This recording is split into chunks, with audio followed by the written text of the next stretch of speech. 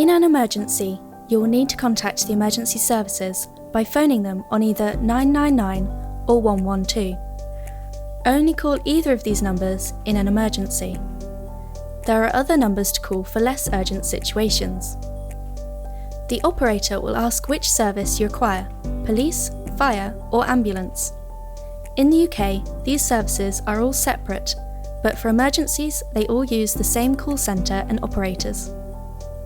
If more than one service is required, for example, a serious car crash may require an ambulance, fire, and police services, you only need to make one call. The operator will alert any additional services.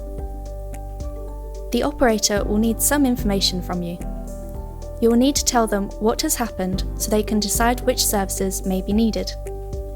They will also need to know your location: town, street, house number, and if possible, a postcode.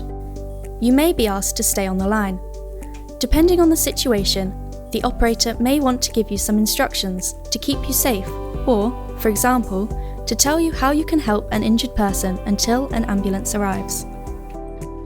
It is important that you stay calm so that you can help until the emergency services get to you. The call centre staff may not speak your first language. If possible, get someone who can understand and speak English to make the call. This will speed things up. Of course, this may not be possible. The call centres can contact translators, but they will need to know which language they need this for, and it will take them extra time to link into the translation service. If you are on a motorway, emergency phones are located every mile. These link directly to an emergency response centre. You can also use these if you have a breakdown and don't have a membership of a recovery service. Every 100 metres along the motorway, there is a small marker post. The post has an arrow showing the direction of the nearest phone. Each post is also numbered. Make a note of the number. The call centre can use that number to identify exactly where on the motorway you are. Only use the 999 or 112 service in an emergency.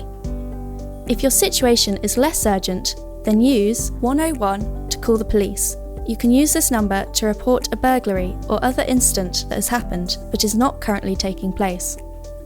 For medical advice, call 111. You will connect to a call centre where you can explain the patient's symptoms and get advice on what to do next. If you are calling about a mental health related crisis situation, then still call 111. You'll need option 2 from the choices offered. This will put you in contact with the first response service for mental health crisis, who will be able to talk to you and assess the support you need. Translators are available for this service. Have you thought what would happen if you had an accident or sudden illness? Would you want someone to be contacted to let them know? If you have a mobile phone, you should create a contact called ICE. In English, the letters ICE stand for in case of emergency. Add in the phone number of whoever you would like to be told if you are in an accident.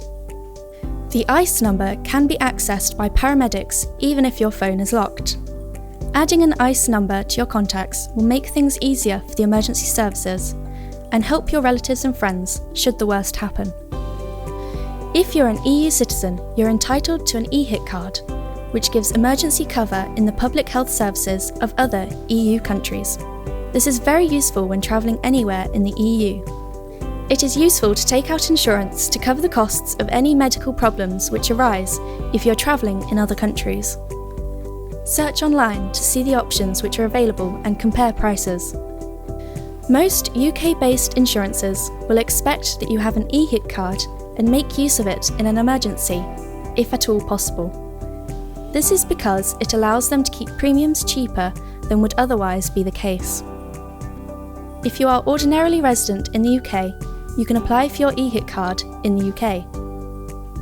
If you are ordinarily resident in another EU country, then you must apply to that country's healthcare system. Full information can be found online at the address on the screen. You need to apply for a separate card for each family member.